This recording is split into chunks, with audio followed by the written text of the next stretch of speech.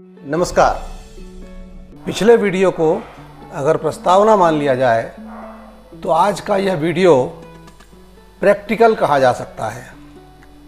जैसा कि हमने कल विस्तार से विवेचन किया था मूविंग एवरेजेस के कैलकुलेशन का।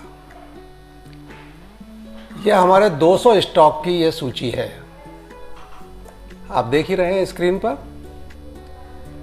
इसमें 200 स्टॉक निफ्टी के जो सबसे महत्वपूर्ण स्टॉक है वो इसमें है।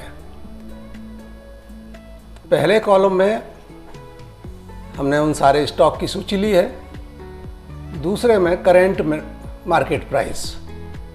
और करेंट मार्केट प्राइस की गणना करने के लिए जो सूत्र लिया है वो आप सामने स्क्रीन पर देख रहे हैं। इस सूत्र को लगाया तो पहला जो हमारा स्टॉक है उसका करंट मार्केट प्राइस क्या चल रहा है ये हमारे सामने आ गया।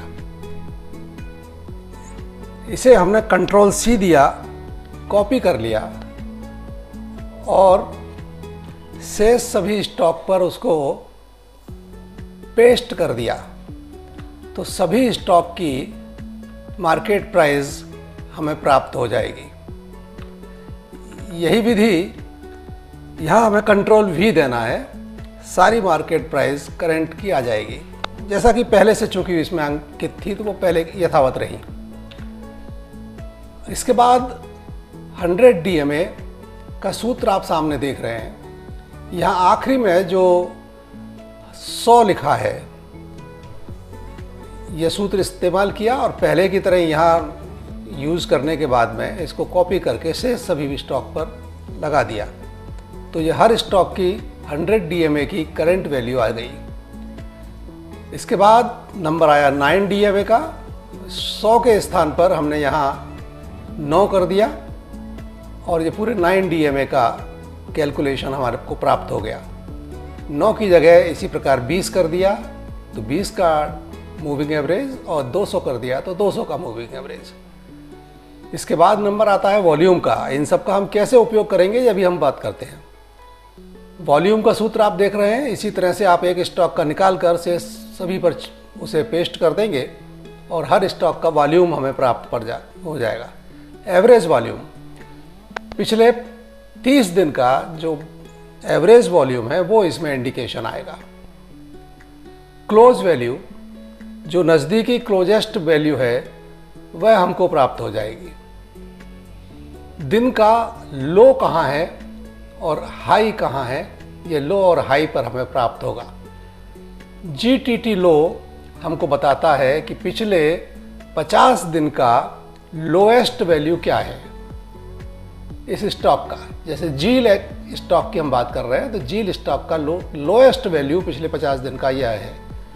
और इसी प्रकार GTT हाई का जो सूत्र आप देख रहे हैं उससे आपको पिछले 50 दिन का हाईएस्ट वैल्यू प्राप्त हो जाएगा। अब बात करते हैं मनी फ्लो की। मनी फ्लो हमको ये बताती है कि स्टॉक में पैसा आ रहा है या निकल रहा है। अब यहाँ 0.47 आप देख रहे हैं तो इसका मतलब थोड़ा बहुत पैसा आया, थोड़ा बहुत ही आया। दूसरे स्टॉक में माइनस में हम देख रहे हैं, इसका मतलब है उसमें से आज पैसा निकला। ज़्यादातर जो आप देख पा रहे हैं बहुत थोड़ा मूवमेंट है अधिकतर स्टॉक में। 10 से कम सब में या तो निकल रहा है या आ रहा है। कुछ स्टॉक में आप वैल्यू ज़्यादा देख रहे हैं, जैसे इन 4 स्टॉक में आप देख रहे हैं इनमें ज़्यादा पैसा आया। लेकिन ये मनी फ्लो वॉल्यूम हमें ये बताता है कि वॉल्यूम के साथ कंपेयर करके इसको कैलकुलेट करता है। मनी फ्लो वॉल्यूम अगर ज़्यादा है 75 लाख से ज़्यादा या 1 करोड़ से ज़्यादा तब हम यह मानेंगे कि यह पर्याप्त शक्तिशाली स्टॉक है। अब बात करते हैं ट्रेंड की। ट्रेंड के लिए हमने जो सूत्र डाला है वो आप देख रहे हैं। हमने कहा कि D2 अर्थात 9 DMA और C2 का जो अंतर है उसमें से उसको माइनस किया और upon C2 is greater than और इक्वल टू 0.02। 9 DMA और 100 DMA का अंतर इसमें कैलकुलेट किया। इसी प्रकार 20 DMA का कैलकुलेट किया। इसी प्रकार 200 DMA का कैलकुलेट किया। यह सूत्र हमको देता है कि ये सब के सब में जब अंतर बहुत कम हो जाएगा और O2 75 लाख से ज़्यादा होगा, मनी फ्लो वॉल्यूम जब ज़्यादा होगा, तब इंडिकेशन आएगा P का, अन्यथा डैश आएगा। इसके बाद का जो रिजल्ट वाला कॉलम है उसमें जो सारे P हैं ये हमें एक साथ मिल जाएंगे, अर्थात ये 4 स्टॉक ऐसे हैं, चारों मूविंग एवरेज नज़दीक हैं और इतना ही नहीं तो वॉल्यूम भी, मनी फ्लो वॉल्यूम भी बहुत अधिक है, 75 लाख से ज़्यादा है। तो आइए इसको प्रैक्टिकल में देखते हैं कि वास्तव में क्या है, ये सब नज़दीक है कि नहीं है। तो आइए एंजल 1 के इस पर देखिए, ICICI GI ये चारों नज़दीक दिख रहे हैं। इसी प्रकार पीडीलिट इंडिया, देखिए पीडीलिट इंडिया में भी ये चारों मूविंग एवरेज आप पास देख पा रहे हैं। ऐसे ही सभी जितने भी मैंने अभी ऊपर इंडिकेट किए हैं ये सब आपको पास में ही मिलेंगे। अब हम बात करते हैं कि इन चारों में से चारों पास तो आ गए, साथ में यह भी हम जानते हैं कि यहाँ से मूवमेंट आएगा या तो ऊपर या नीचे, तो वो किधर आएगा, उसके लिए हम उपयोग करते हैं MACD इंडिकेटर का। आप देख रहे हैं कि MACD जो लाइन है वो बेस लाइन को नीचे की तरफ काट रही है। इसका मतलब है अभी रुझान या ट्रेंड डाउन टूवर्ड है, नीचे की तरफ है। वैल्यू मार्केट गिर रहा है, स्टॉक की कीमत गिर रही है। तो यहाँ हम स्टॉक खरीदने की दिशा में नहीं जाएंगे। अगर हम इंट्राडे कर रहे हैं तो यहाँ हम सेल खरीदेंगे, ये आप देख लीजिए। तो अब बात करते हैं MACD की। MACD के लिए हम फार्मूला लगाएंगे पहले वाले डेट कॉलम में, जो आप फार्मूला देख रहे हैं। इसमें पिछले 500 दिन का डाटा कैलकुलेट कर किया जाता है और उसके हिसाब से MACD का कैलकुलेशन होता है। जैसे ही आप ये फार्मूला डालेंगे तो डेट और क्लोज पर डाटा आ जाएगा। इस तारीख को क्लोजिंग पॉइंट क्या था यह हमको ज्ञात हो गया। इसके बाद में हम कैलकुलेशन लेते हैं EMA 12 का, इजिकल टू B685। इस दिन का यह जो JSW स्टील ऊपर लिखा हुआ है, यह इसी का डाटा लेगा जो हमारे A वाले कॉलम में लिखा हुआ है, जो स्टॉक लिया है। डेट में यह सूत्र डालते ही डेट और क्लोज की वैल्यू आ जाएगी। अब बारी आती है EMA 12 की। EMA 12 में हम यह सूत्र डालेंगे तो इस तारीख का EMA 12 की वैल्यू आ जाएगी। EMA 26, EMA 26 की वैल्यू, मूविंग एवरेज 13, 12 और 26 इसमें काउंट होते हैं, तो ये 26 की वैल्यू आ जाएगी। अब MACD लाइन का कैलकुलेशन, वह इन दोनों का अंतर होता है MACD लाइन, EMA 12 और EMA 26। तो यह सूत्र डालते ही यहाँ पहले उसमें जो आया है वही आएगा, ठीक है। इसके बाद 9 लाइन नीचे, यहाँ हम कुछ नहीं डालेंगे, 9 लाइन नीचे हम दूसरा सूत्र डालेंगे, एवरेज 685, अर्थात पहले वाला एवरेज E685, माने ये MACD लाइन, MACD लाइन से E693 करेंट आज की वैल्यू घटाई तो ये सपोर्ट लाइन आई। 9 दिन पहले का जो MACD लाइन है, 9 दिन पहले की MACD लाइन में आज के दिन की MACD लाइन घटाई तो यह सपोर्ट लाइन आ गई। ये प्रारंभिक जो रो है वो हम खाली छोड़ेंगे। यह इतना कैलकुलेशन करने के बाद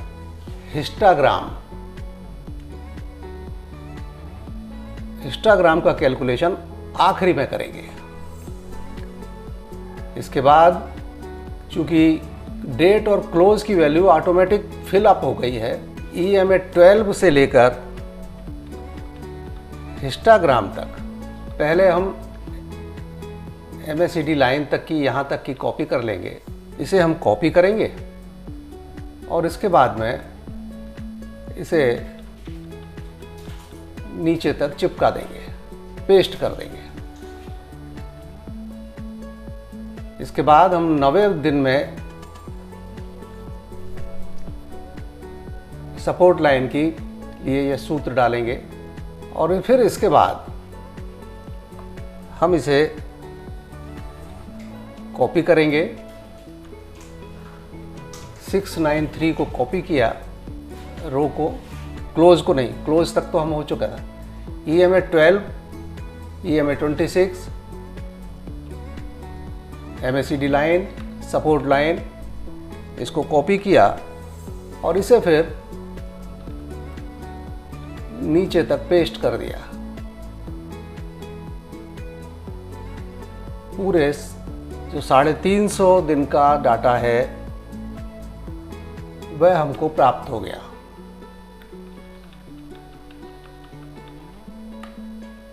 इसको यहाँ पेस्ट करते ही ये सारे ब्लैंक जो पड़े थे ये सब फिलअप हो जाएंगे। अब इसके बाद हम कैलकुलेट करते हैं अंत में हिस्टोग्राम को। उसके लिए सूत्र डालेंगे E1022 माइनस F1022, माने MACD लाइन और सपोर्ट लाइन का जो डिफरेंस है वही हिस्टोग्राम है। हिस्टोग्राम की वैल्यू हमें प्राप्त हो जाएगी। इसको कॉपी करके हम ऊपर तक थोड़ा सा 2-3 दिन पहले तक का पेस्ट कर देंगे कि आगे चलकर हमको कैलकुलेशन में प्राप्त हो जाएगा। आप अंदाज लगा सकते हैं कि इसके लिए हमको कितनी मेहनत करनी पड़ी होगी। यह तो केवल एक स्टॉक का कैलकुलेशन करने में इतना समय लगा है। 50 स्टॉक का कैलकुलेशन करने में कितना समय लगा होगा। ये JSW स्टील का कॉपी हो गया। इसके बाद में काम आसान हो गया। हम डेट, क्लोज, यह जो हेडिंग है इसको कॉपी करते हुए कॉपी करेंगे और इसके बाद में आगे पेस्ट कर देंगे। डेट और क्लोज यहाँ भी प्राप्त हो गए और उसके बाद में हम दूसरा स्टॉक का नाम यहाँ ऊपर लिखेंगे। वैसे ही हमें डेट और क्लोज इस नए स्टॉक के भी प्राप्त हो जाएंगे। काम अब आसान है। इसके बाद हम केवल इतना करेंगे कि प्रारंभ से लेकर ये शुरुआत वाले पहले स्टॉक में हमें श्रम ज़्यादा पड़ेगा। उसके बाद में हम इसको पूरे को कॉपी करेंगे 350 दिन के डाटा को और इसको अगले स्टॉक में पेस्ट कर देंगे तो यह दूसरे स्टॉक की वैल्यू आ जाएगी, MACD लाइन। इसी तरह से हम पूरे 50 स्टॉक का हमने कैलकुलेशन कर लिया और हमको ये प्राप्त हो गया। मैं समझता हूँ आपको ये समझ में आ गया होगा, और नहीं आया है तो आपकी मदद को दिवाकर शर्मा है ही, वे आपको ये सारे कैलकुलेशन आसानी से उपलब्ध करा देंगे। इसी प्रकार RSI का कैलकुलेशन हम कैसे करेंगे ये देखिए। जैसे हमने MACD का कैलकुलेशन किया उसी तरह से, लेकिन यहाँ सूत्र थोड़ा भिन्न है। स्टॉक का नाम पहले कॉलम में, दूसरे कॉलम में हमें कुछ नहीं करना, डेट भी नहीं लिखना, ना क्लोज लिखना। हमें केवल यह सूत्र डालना है। ये पिछले 99 दिन का डाटा कैलकुलेट करेगा। MACD में 350 दिन का डाटा कैलकुलेट हुआ है, डाला हमने 500 है, लेकिन डाटा कैलकुलेट हुआ है 350 दिन का लगभग। जैसे ही हम ये सूत्र डालेंगे या डेट और क्लोज ऑटोमेटिक लिख जाएगा और इसके साथ में पूरे 99 दिन का डाटा हमारे पास डेट और क्लोज सारे आ जाएंगे। उसके बाद हम ये हेडिंग डालेंगे यहाँ तक, RSI तक अलग अलग हेडिंग डालें, change, gain, loss, average gain, average loss, RS और RSI, ये हेडिंग हमने डाले। चेंज के लिए सूत्र डाला B3 माइनस B4, ये B3 और B4 का कैलकुलेशन आ जाएगा। गेन के लिए सूत्र डाला मैक्सिमम G3/0, लॉस के लिए maximum minus G3/0, average gain, ये सूत्र सामने आएगा। एवरेज लॉस, RS का कैलकुलेशन, फिर RSI का कैलकुलेशन। ये पहले दिन का जैसे ही कैलकुलेट हुआ, हम चेंज से लेकर, क्योंकि क्लोज का डाटा तो नीचे 99 दिन का आ चुका है हमारे पास, ऑटोमेटिक आ गया है पहला सूत्र डालते ही। इसके बाद इस सबको हम कॉपी करेंगे और फिर आगे 99 दिन के लिए इसको पेस्ट कर देंगे। और ये हमारा RSI कैलकुलेशन आ गया 13 अक्टूबर 2025 से लेकर 5 मार्च अर्थात आज के दिन तक का ये RSI कैलकुलेट हो गया। इसी प्रकार सभी 50 स्टॉक का हम RSI कैलकुलेशन कर लेंगे। अब इसी प्रकार बॉलिंजर बैंड, इसके अगले चरण में यहाँ ही हम बॉलिंजर बैंड का भी कैलकुलेशन कर सकते हैं। उसके लिए हमने middle band, upper band, lower band, BB width और 5 स्टैंडर्ड डेविएशन, ये सारी चीज़ें डाली और मिडिल बैंड पर यह सूत्र डाला एवरेज B3 माइनस B22, जो 99 दिन का जो हमारा पहली बार ऑटोमेटिक कैलकुलेट हुआ है इस स्टॉक का HDFC बैंक का, उनके आधार पर ही यह मिडिल बैंड आ गया। यह पिछले 22 दिन का डाटा उपयोग में लेता है बॉलिंजर बैंड। आप देख रहे हैं B3 अनुपात B22, इनका अपना एवरेज अनुपात निकालेगा, तो ये मिडिल बैंड हो गया। अपर बैंड के लिए B3 और B22 के अनुपात को 2 से मल्टीप्लाई किया और स्टैंडर्ड डेविएशन B3/B22 को भी इसमें मल्टीप्लाई हो गया। लोअर बैंड में -2 होगा +2 के स्थान पर और मल्टीप्लाई स्टैंडर्ड डेविएशन हो जाएगा। BB विड्थ, हमारा बॉलिंजर बैंड की चौड़ाई कितनी है इससे ज्ञात हो जाएगा।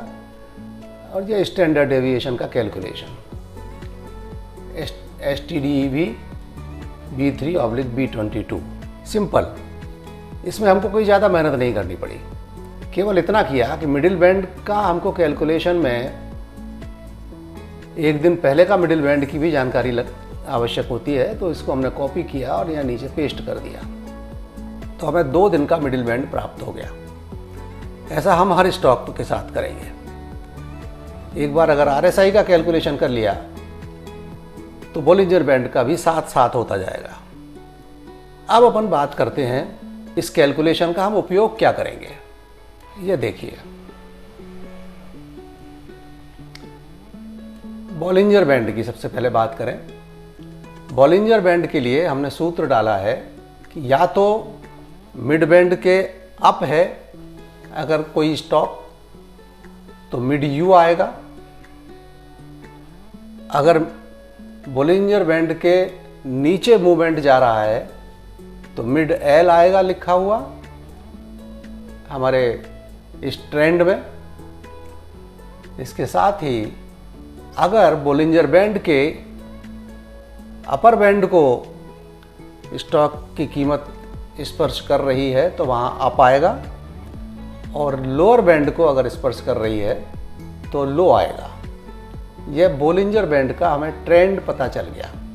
आप नीचे देख रहे होंगे कि अप लो अप आ रहा है, अप लो अप लो अप लो। अब ये देखिए बोलिंजर बैंड का ये तो हो गया। अब इसका, अब चूंकि ये बड़ी शीट है, इसलिए बोलिंजर बैंड के रिजल्ट को हम अलग से डालते हैं। मिडिल अप, कौन सा स्टॉक मिडिल बैंड के ऊपर जा रहा है, कौन सा स्टॉक मिडिल बैंड के नीचे जा रहा है, कौन सा स्टॉक लोअर बैंड को स्पर्श कर रहा है, और कौन सा स्टॉक अपर बैंड को स्पर्श कर रहा है। ये 4 स्टॉक आपको आज यहाँ स्क्रीन पर दिख रहे हैं। तो हम देखते हैं आज के चार्ट को देखकर कि वस्तुतः ये रिजल्ट सही आ रहे हैं कि नहीं आ रहे। ये देखिए BPCL लोअर बैंड को स्पर्श कर रहा है या नहीं कर रहा। ये देखिए हमारा कैलकुलेशन सही है, यह आप देख रहे हैं। दूसरा ICICI बैंक, इसमें लोअर बैंड को छू रहा है कि नहीं छू रहा, देख सकते हैं आप, ये लोअर बैंड को छू रहा है। अब इसी प्रकार अपर बैंड, बेल और कोल इंडिया, देख लीजिए ये बेल BEL ये अपर बैंड को स्पर्श कर रहा है। कोल इंडिया यह भी अपर बैंड को स्पर्श कर रहा है। मिड बैंड के आसपास किसी भी स्टॉक की प्राइस नहीं है। और जबकि स्विंग ट्रेडिंग में, ये इंट्राडे के लिए तो ठीक है कि हमने, ये आप देख रहे होंगे कि अभी तक मैं डे कैलकुलेशन को ही देख रहा हूँ। टाइम फ्रेम डे का रखा हुआ है, दिन का, और हमारा जो कैलकुलेशन है वो दिन का ही कैलकुलेट करता है, 15 मिनट या 10 मिनट या 5 मिनट का नहीं करता। लेकिन इंट्राडे में भी हम इस रुझान का उपयोग कर सकते हैं। इसी प्रकार RSI का भी जो उपयोग करते हैं, RSI के लिए भी हमने सूत्र डाला हुआ है। निफ्टी 50 स्टॉक में ये बोलिंजर बैंड का हो गया।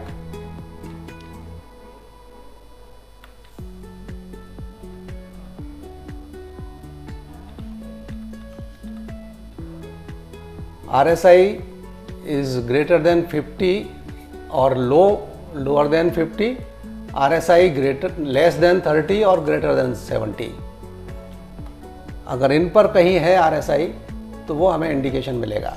लेकिन इन 50 स्टॉक में से एक स्टॉक पर केवल हमको प्राप्त हुआ M का संकेत, अर्थात यह स्टॉक माइनस वाला है, नीचे गिर रहा है। हम देखते हैं कि RSI की वैल्यू इसमें M आई है, वह है SBIN, state bank of India. तो इसी प्रकार निफ्टी 50 के स्विंग वाले ट्रेडिंग में हम वे स्टॉक देखते हैं जो RSI के मिडिल यानी 50 RSI से ज़्यादा है, बढ़ रहा है, अप ट्रेंड है, वह ट्रेंड आएगा। इसी तरह बोलिंजर बैंड में मिड बैंड से जब ऊपर जाएगा कोई स्टॉक, तब उसका संकेत आएगा। ये निफ्टी 50 में तो हमको कोई संकेत नहीं मिल रहा, लेकिन नेक्स्ट 50 में स्विंग में संभवतः कोई संकेत है। तो बात हम स्विंग ट्रेडिंग की कर रहे थे। स्विंग ट्रेडिंग में RSI और बोलिंजर बैंड, इन दो को हम लेते हैं। RSI की वैल्यू जब 50 से ऊपर जाए तब वह स्टॉक यहाँ पर दिखाएगा। इसी प्रकार बोलिंजर बैंड में भी अगर मिड बैंड से कोई ऊपर जा रही है किसी स्टॉक की कीमत, तो यहाँ उसकी कीमत उस स्टॉक का नाम दिखाई देगा। बोलिंजर बैंड मिड बैंड की कीमत, मिड बैंड से अगर कीमत ऊपर जा रही है तो उस स्टॉक की का नाम हमको यहाँ दिखाई देगा। तो आप समझ सकते हैं कि इस समय हमने कितनी मेहनत की है। एक और महत्वपूर्ण बिंदु, क्रॉसओवर की बहुत चर्चा होती है। जब प्राइस 200 की एवरेज लाइन को क्रॉस करती है ऊपर या नीचे, तो प्राइस तेजी से ऊपर या नीचे जाती है। यह भी मोमेंटम देखा जाता है। प्राइस जब 100 को क्रॉस करके ऊपर जाती है तब प्राइस ऊपर जाती है। ये GTT लो, पिछले 50 दिन की लोएस्ट वैल्यू को जब किसी स्टॉक की कीमत स्पर्श करती है तब वहाँ से तेजी से और नीचे गिर जाता है, एक नया लो बनाता है, या फिर वहाँ से रिवर्सल होता है और कीमत वापस ऊपर चढ़ना शुरू करती है। इसी प्रकार GTT हाई, यहाँ अगर किसी स्टॉक का नाम आया है तो या तो बहुत तेजी से ऊपर जाएगा कुछ समय के लिए, या वहाँ से धीरे धीरे रिवर्स होगा, वापस नीचे को जाएगा। तो ये सारे कैलकुलेशंस हम अपनी शीट के माध्यम से कर सकते हैं और इनका उपयोग बेहतर ट्रेडिंग में कर सकते हैं। विगत वीडियो में शेयर मार्केट की रणनीति समझते हुए वर्णित ओशो के कथन प्रवाह में तैरो मत बहो को समझना आवश्यक है। अगर तैरना नहीं आता और उफनती बरसाती नदी में कूद पड़े तो प्रवाह में बहते हुए भी डूबना तय है, और प्रवाह में क्या केवल बहना है अथवा बहते हुए सफलता के दूसरे किनारे भी पहुंचना है। अतः हर हाल में पहले तैरना सीखना आवश्यक है। उसके लिए सर्वप्रथम किसी सुरक्षित स्विमिंग पूल में हाथ पांव चलाना सीखना पड़ेगा। ट्रेडिंग की शुरुआत उसका गणित समझकर पेपर ट्रेडिंग से करना चाहिए। उसके बाद फिर छोटे सौदे, आत्मविश्वास बढ़ने के बाद ही सफल ट्रेडर बना जा सकता है। डेरिवेटिव वह क्षेत्र है जहां आमतौर पर सबसे अधिक लोग नुकसान उठाते हैं। इसमें उतार चढ़ाव केवल शेयरों की खरीद फरोख्त से नहीं होते, बल्कि इसे ऑपरेटरों द्वारा भी संचालित किया जा सकता है। यही कारण है कि इसमें फॉल्स सिग्नल की बहुतायत होती है। अतः इस फील्ड में तो बहुत संभल कर कदम रखना चाहिए, यथासंभव बचना चाहिए। स्विंग ट्रेडिंग सुरक्षित इन्वेस्ट कर लाभ कमाने का उचित तरीका है। इसमें लालच और भय दोनों से बचा जा सकता है, क्योंकि ट्रेडिंग के इस तरीके में कोई मंथली या वीकली क्लोजिंग नहीं होती। अतः ना तो लाखों कमाने का सपना है और ना ही इन्वेस्ट किए गए धन के जीरो हो जाने का भय। हमने कोई सौदा लिया और लाभकारी मूल्य मिलने पर बेच दिया। अगर कुछ समय इंतजार भी करना पड़ा तो कर लिया। सौदा कौन सा लिया जाए, इसे समझाती है हमारी स्प्रेडशीट। जैसे कि इसके स्विंग कॉलम में RSL और बोलिंजर बैंड की उस स्थिति वाले स्टॉक दिखाई देते हैं जो अपने मध्य को क्रॉस करें। इसे और स्पष्टता से समझते हैं। अगर किसी स्टॉक का RSL 50 से ऊपर जा रहा है किंतु एक दिन पूर्व 50 से कम था, इसके अगले दिन जब कीमत पिछले दिन के हाई को ब्रेक करे तब उसे खरीदना उचित होगा। यही रणनीति बोलिंजर बैंड के मिड बैंड के साथ रहनी चाहिए। यही है स्टॉक मार्केट का गणित। अब बात एग्जिट की, तो उसके लिए MACD इंडिकेटर का उपयोग करना चाहिए। जब MACD लाइन बेस लाइन को ऊपर से नीचे को क्रॉस करे तो यह कीमत में गिरावट आने का संकेत मानकर एग्जिट प्लान करना उचित रहेगा। अन्य महत्वपूर्ण कैलकुलेशन भी इस शीट में किए गए हैं जो आप स्वतः देखकर समझ सकते हैं, जैसे कि कब किस स्टॉक की प्राइस 100 DMA या 200 DMA मूविंग एवरेज को क्रॉस कर रही है, इसे वर्णित किया गया है। न केवल स्विंग ट्रेडिंग बल्कि इंट्राडे ट्रेडिंग के लिए भी इस गणितीय स्प्रेडशीट का उपयोग किया जा सकता है। अंत में बस एक प्रार्थना, पिताजी के शीघ्र स्वास्थ्य लाभ हेतु शुभकामना अवश्य दें ताकि उनके अनुभवों का लाभ हमको आपको मिलता रहे। नमस्कार।